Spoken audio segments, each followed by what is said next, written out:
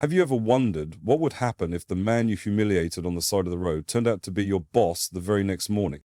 It was just another sunny morning in Belridge, the kind of day where the streets seem too quiet and a seasoned cop like Walter Granger starts looking for something, anything, to remind him why he still wears the badge. After 35 years on the force, Walter had grown used to being the law. His presence alone could silence a room.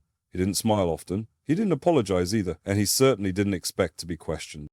So when he spotted a sleek black sedan idling at a red light in an upscale neighborhood, driven by a sharply dressed young black man who looked more Wall Street than Belridge, Walter's instincts kicked in. Something felt off. In his mind, it didn't matter how polite the man was, how clean his record appeared, or how calm he remained. Walter saw a challenge, and he made it personal. But what Officer Granger didn't know that morning was that this wouldn't be just another stop, because the very next day, in front of the entire precinct, that same young man would walk in wearing a crisp navy suit and introduce himself as the new Chief of Police, Jonathan Ellison. And from that moment on, Walter's world began to unravel. What unfolds is not just a tale of unexpected tables turning, it's a deep, emotional journey about guilt, accountability, and the courage it takes to change after decades of believing you were always right. For anyone who's ever wondered if people can truly change, or whether the past has a way of coming back when we least expect it, this story will challenge what you think you know about justice, forgiveness, and redemption. Because sometimes life doesn't just hand out consequences, it offers second chances, but only if you're brave enough to take them. Stay with us as we follow the unraveling of a hardened officer and the young man who dared not to seek revenge, but to lead instead. This story begins with a badge, a lie, and a stop that was never supposed to matter. And it ends with something no one, especially Walter, saw coming. That morning when Walter Granger pulled over the luxury car, he didn't expect the driver to step out so calmly. No excuses, no panic. Just a quiet confidence that unsettled him in a way he couldn't quite explain. The young man, Jonathan Ellison, offered his license, registration, even a neatly printed business card clipped behind his ID. There was no trembling in his hands, no stammer in his voice, just calm, controlled. Too calm. Walter couldn't help but feel challenged by that composure. He'd spent decades policing these streets. He knew how people looked when they were hiding something. But this man didn't flinch, not once. "Where'd you get a car like this?" Walter asked, narrowing his eyes. Jonathan met his gaze, polite but firm.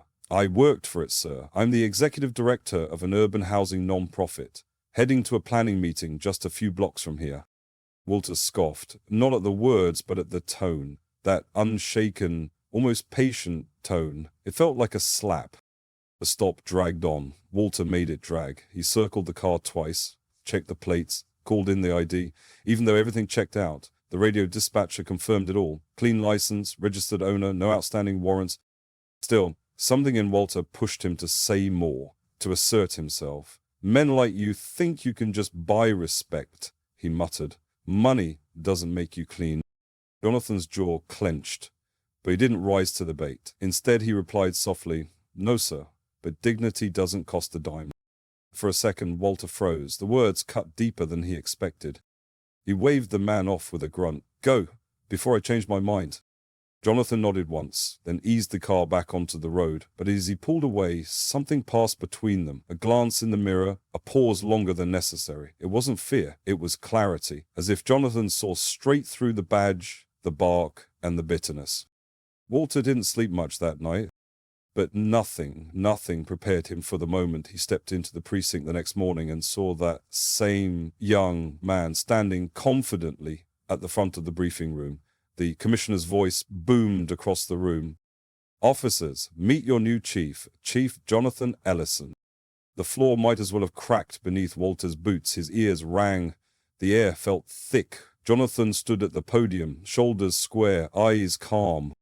And when their eyes met, he didn't smirk, he didn't look smug. He simply nodded, as if acknowledging the full weight of what had passed between them. The other officers applauded, unaware of the previous day's encounter. But Walter stood frozen, heat rising in his chest, shame and something darker, A cold, gnawing panic spread through him. After the meeting, Walter tried to retreat, to slip into the background. But a voice stopped him at the door. "Officer Granger," Jonathan called evenly. "A word, please." Behind closed doors, Jonathan gestured toward a file on the desk. Thick, bound. The kind Walter knew meant trouble. "I think there's something you should see." Walter opened the folder slowly. One glance, and his breath caught. Samuel Ellison?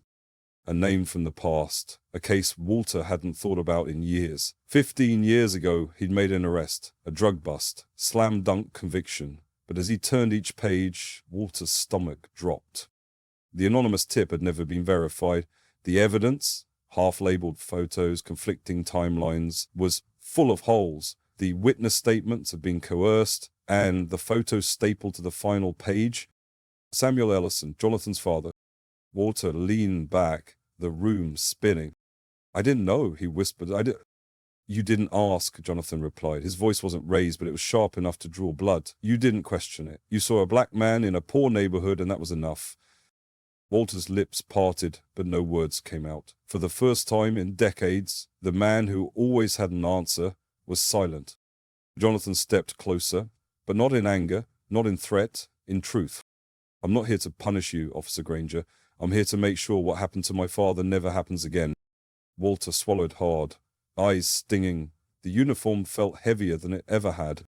And in that moment, with no badge to shield him, no authority to lean on, Walter Granger realized something devastating. He hadn't just made a mistake. He had helped break a family. And now, standing before the son of the man he helped destroy, he would have to decide what kind of man he wanted to be from this moment forward. Walter Granger sat alone in the locker room long after the precinct had emptied for the night. The hum of the vending machine, the ticking wall clock, every small sound seemed louder now. He stared at the man in the mirror, the same one who used to command respect just by walking into a room. But after today, that face looked older, not just weathered, but exposed. And yet the one thing Walter couldn't shake, the thing that unsettled him more than the revelation of Jonathan's identity, was how the young man had handled it all. No outburst, no threats, not even a trace of satisfaction when the tables turned. Jonathan had stood there in that office, steady as a stone, holding every reason in the world to explode, but choosing something else. Control, grace, power in stillness. Walter thought back to his own past, how many suspects he'd barked at, how many kids he'd cornered into confessions with nothing more than a scowl and a badge. He remembered telling himself it was just part of the job, but Jonathan had proved something different. The next morning, Walter kept his head down at roll call. He wasn't sure how to carry himself anymore. But before he could sneak out, Jonathan approached him with a request that caught him off guard. "Officer Granger," Jonathan said calmly, "come with me. We've got a community meeting." "A what?" Redcoated. Jonathan offered a small smile. "I like to hear from the people we serve. Sit down with them. Listen." Walter hesitated. He hadn't attended one of those in over 10 years. They always turned into shouting matches, angry residents, accusations. He never saw the point. Still he followed. They arrived at a small church basement where nearly 50 people had gathered. Folding chairs, lukewarm coffee. But the tension was thick. Jonathan stepped forward and introduced himself. Walter hung back. Then a voice rose from the crowd. You were the one who arrested my cousin back in 18. You said he fit the description, but he was walking home from church." Another woman stood up. "My nephew was stopped 4 times last year for driving his own car, and each time it was someone like him," she pointed directly at Walter, "making him feel like a criminal." Walter braced for the storm, but Jonathan raised a hand. "Please," he said gently. "Let's hear each story, one at a time." And they did for 2 hours. Walter expected rage. What he didn't expect was dignity. One by one, people poured out years of frustration, but without violence, without vengeance. Mothers spoke through tears. Fathers shared fears of losing sons to misunderstanding. Older men recounted being stopped in their youth for simply walking too fast or too slow. And through it all, Jonathan nodded, took notes, asked questions with genuine concern. Walter watched in awe. He couldn't understand it. Why weren't they screaming? Why weren't they throwing chairs, demanding blood? because that's what he had prepared for. And instead, they gave him something far worse, truth. And in that quiet room, surrounded by raw honesty, Walter felt something shift. Not just guilt, respect. When the meeting ended and the chairs were being folded away, Walter approached Jonathan. "I don't understand," he said, voice low. "How do you sit through all that and stay so calm?" Jonathan looked at him, eyes full of something deeper than forgiveness, resolve. "Because we've spent our whole lives being taught to stay calm, Walter, to stay composed in the face of fear, of disrespect, of danger. It's not new to us, it's survival." Walter swallowed hard. He hadn't expected that answer. And then Jonathan added something else, something Walter would never forget. "I've never raised my voice to you, never disrespected you, but I held power over you the second you realized who I was, and I didn't use it to crush you." Walter nodded slowly, his eyes damp. "Why?" he asked. "Jonathan," he exhaled, "because if I stooped to hate, then my father's suffering meant nothing. I won't let the pain define who I become. I choose to build something better." That night, Walter didn't return to the locker room. He went home, sat at his kitchen table, and opened a dusty old box labeled Complaints and Commendations. It was a box he hadn't touched in years. Inside were letters, some of praise, but many quietly filed away, of concern, warnings, pleas. He read every single one. And for the first time, Walter Granger didn't see accusation. He saw opportunities he had ignored. And he knew it was time to stop hiding behind the badge and start living up to it. Walter Granger returned to the precinct the next morning with something he hadn't carried in years. A sense of purpose that didn't come from enforcing the rules, but from finally understanding them. Not the rules written in policy binders or etched onto plaques, but the unwritten ones. The moral lines he had crossed without even knowing it. He walked into the briefing room with a folder tucked under his arm, not one handed to him, but one he'd prepared himself. Inside were case files, old ones, dating back nearly 2 decades, ones he hadn't thought about in years, names he barely remembered, faces he had long since forgotten, but those people hadn't forgotten him. He waited until roll call ended before standing. For a moment the room fell silent. Officers glanced up, surprised. Walter never spoke at meetings, not unless he had to, but today he did. "I owe you all something," Walter said, his voice calm but clear. "Not a lecture, a lesson. One that I learned the hard way." He paused, then held up the folder. "These are cases I worked, arrests I made. Some of them were wrong, not because of bad evidence, but because I didn't care enough to look deeper. I saw what I wanted to see, I made judgments I never questioned, and good people paid the price for it." No one moved, no one spoke. "I'm not proud of what I'm holding," he continued, "but I'm responsible for it. And if we want the community to trust us again, we gotta stop pretending these things never happened." He placed the folder on the captain's desk. "I'm requesting these cases be reviewed openly, fairly, and without excuses." Chief Ellison, standing quietly in the back, didn't say a word, but the faint nod he gave spoke volumes. That same afternoon, Walter visited the local community center, this time not in uniform, not with backup, not to investigate. He came with a notepad and a folded chair, and he sat in the back of a room full of people who had every reason to hate him. But hate wasn't what they gave. Instead, an older woman named Miss Dolores walked up to him. Her voice was raspy, but her eyes held strength. "You arrested my grandson," she said softly, 15 years ago. Said he was loitering. He was 16. Just waiting outside a barber shop. Walter's throat tightened. "I remember. His name was Ricky," she said. "He spent 3 nights in jail, lost his part-time job, got expelled from school, took him 10 years to get back on his feet." Walter lowered his head. "I was wrong," he whispered. "I'm sorry, Miss Dolores. I can't give Ricky those years back, but I promise I'm trying to make it right." He stared at him for a long moment. Then she reached out and gently touched his hand. "Then make it count, Officer Granger," she said. "Don't just say sorry, do something with it." That night, Walter couldn't sleep. But it wasn't guilt keeping him up this time. It was clarity. For the first time, he realized that redemption wasn't about grand speeches or public ceremonies. It was about showing up, owning up, doing the work, every day, without praise, without expectation, just because it was right. In the weeks that followed, Walter partnered with Chief Ellison to start a new initiative, Second Shift. It allowed retired or senior officers to review old cases flagged by the community, ensuring fairness and transparency. Not everyone supported it at first. Some grumbled that it was digging up the past. Others feared it made the department look weak. But slowly, one case at a time, the walls began to come down. One day, as Walter left the precinct, he passed a young recruit in uniform, bright-eyed, fresh out of the academy. The young man stopped and nodded respectfully. "Sir," he said, "I heard about what you did, reopening those cases. That's brave." Walter gave a small, weary smile. "No, son," he replied, "bravery is admitting when you've been wrong for too long and still showing up to do the right thing." He climbed into his old car and drove off into the fading light. The city looked the same, the streets hadn't changed, but he had. And as he turned onto a quiet road, heading home, Walter Granger, once feared, now redeemed, finally understood. Redemption doesn't erase the past, but it gives it meaning. And if you're willing to face it head on, it just might help you find your way forward. Walter Granger had always believed leadership meant command, control, a voice loud enough to silence a room, a glare sharp enough to end a conversation before it began. But the more time he spent beside Chief Ellison, the more he realized real leadership was something else entirely.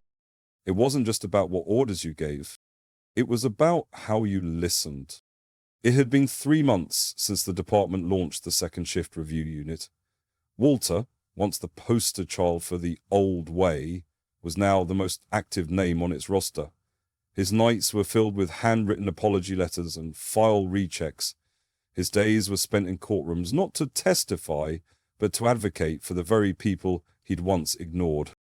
He was healing, yes, but it still came with a weight. Then came the call that would shatter the calm. A bomb threat at a high school. Not a prank, not a drill. Real, immediate, dangerous. Walter hadn't responded to an active scene in nearly a year, but Chief Ellison called for him personally. "We need someone the community trusts," Jonathan said. "You're that person now." Those words hit Walter like a jolt. Not long ago, he'd have been the last person parents wanted near their children. Now, they were asking for him. When he arrived at Brookside High, chaos was already unfolding, students being evacuated, helicopters circling, SWAT teams prepping, but the most chilling detail? The threat had been phoned in by a student. And not just any student. Miss Dolores' grandson. Walter's heart sank. He remembered Ricky. Calm, polite, soft-spoken, even when he had every reason to yell. Walter had profiled him at 16, and now at 21, Ricky was inside the building, holding something that looked like a detonator. They pulled up security footage. Ricky wasn't running. He wasn't shouting. He was pacing the chemistry lab, muttering to himself, visibly distressed, but not violent. "He's not trying to hurt anyone," Walter said, watching the screen. "He's trying to be heard." "What do you want to do?" Jonathan asked. "Let me go in," Walter said. Inside the school, every creak of a floorboard echoed. Walter walked the hallway slowly, calling out Ricky's name. When he reached the lab door, he knocked once, gently. "Ricky," he said through the door, "it's Officer Granger. You remember me?" A pause, then a trembling voice. "You ruined my life." "I know," Walter replied, "and I've never stopped thinking about it." The door creaked open. There was no bomb, just a backpack filled with old court transcripts, newspaper clippings, and one crumpled photo, a booking shot of Ricky at 16. Ricky was crying. "They still think I'm dangerous," he said, "even now. I wanted them to panic. I wanted them to feel what I've felt every day since you arrested me." Walter lowered himself to the floor, sitting cross-legged like a father would. "I can't undo what happened, but I'm not here to arrest you. I'm here to say I see you now, son. Not as a threat, not as a suspect, but as a person." Tears streamed down Ricky's face. He dropped the bag, and for the first time in years, he exhaled. Later that evening, Chief Ellison and Walter stood outside the school under the setting sun. No sirens, no reporters, just two men. One who had once abused power and one who now carried it with grace. "You changed how that story ended," Jonathan said. Walter shook his head. "You changed how it started. I just followed your lead." Jonathan smiled. "Leadership isn't about stepping up when it's easy. It's about stepping forward when it's hard." The next day, the local paper didn't lead with a headline about fear or terror. It read, From force to forgiveness, a former cop's brave step toward healing a wounded city. At roll call that morning, a young rookie approached Walter with wide eyes. "Sir," she asked nervously, "how do you lead like that?" And Walter looked at the room full of faces, old and new, and finally answered the question he once didn't understand himself. "You lead," he said softly, "by remembering what it feels like to be wrong and choosing every day to do right, even when nobody's watching. Because sometimes real authority doesn't come from a badge or a title. It comes from humility. And when that kind of leadership shows up, it doesn't just protect or heals. But healing, Walter would learn, doesn't mean forgetting. It means remembering better." It was a quiet morning when Walter Granger stood alone at the old courthouse steps. The place hadn't changed much. Still cracked marble, still pigeons fluttering overhead, still that cold air in the shade that made your bones ache just a bit. But for Walter, the whole world had shifted. He was here not to testify, not to investigate, but to witness. Samuel Ellison was finally having his day in court, not for a sentence, but for an apology. 15 years after a conviction built on weak evidence and prejudice, the judge was set to vacate Samuel's record and issue a formal statement on behalf of the state. Walter sat quietly in the back row, not in uniform, just a man in a weathered blazer with too many regrets and not enough time to fix them all. He scanned the courtroom. Jonathan sat beside his father, calm as ever, his hand resting gently on Samuel's. Across the aisle were reporters, a few community advocates, and others, silent, watching. The judge read the statement with dignity. "This court acknowledges the miscarriage of justice, the pain caused, and the years lost. The conviction of Mr. Samuel Ellison is hereby nullified." A murmur of emotion rippled through the room. Walter leaned forward, eyes stinging, his heart full of something he couldn't quite name. Not guilt, not pride, something deeper. Gratitude. Because, despite every reason to lash out, to drag his name through the mud, Jonathan had chosen something rare: restoration over revenge. Later that afternoon, Jonathan and Walter walked the courthouse steps together. The ceremony was over, the cameras had left, but something still hung between them, unfinished. "I thought you'd be celebrating," Walter said gently. Jonathan smiled faintly. "I am, but not the way people think. Clearing my father's name isn't about revenge, Walter. It's about reclaiming truth and giving my family back their dignity." Walter nodded, his throat tight. "Why didn't you ever tell me back then," he asked quietly, "that your father was that case, that I'd been part of what happened?" And Jonathan stopped walking. "Because it wasn't about me proving you wrong," he said. "It was about showing you that we didn't have to become enemies just because justice was overdue." He looked Walter in the eye.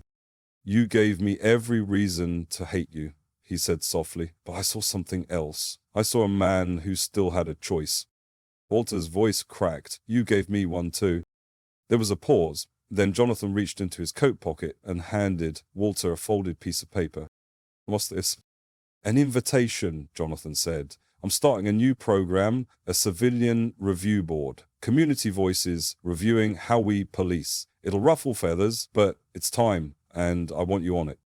Walter stared at the paper. "You want me?" he said, startled.